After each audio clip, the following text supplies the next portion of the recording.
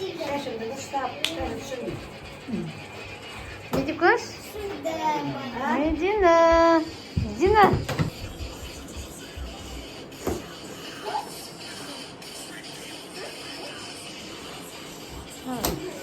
Neydi kız? Ailesine sağlayacağım hatırlıyor.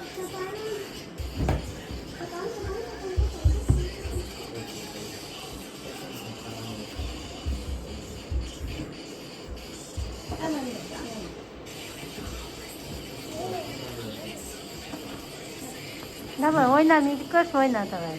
Давай, oyna, şar oyna.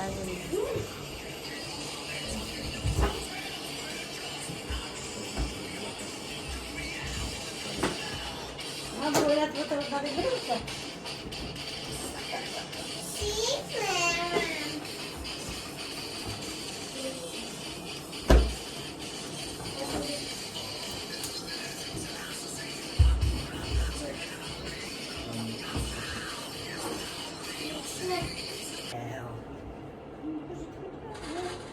Ne oldu Melika?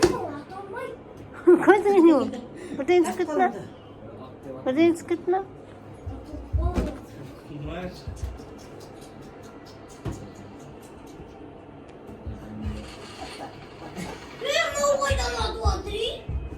Вместо модель примерно так же. Если стену гармонизирует, это не значит, что это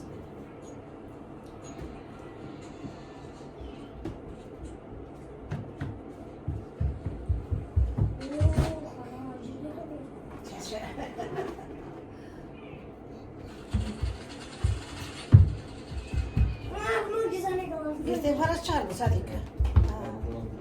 Barat söyle. Diyelim bir Sadık var. Sadık var. Ладно,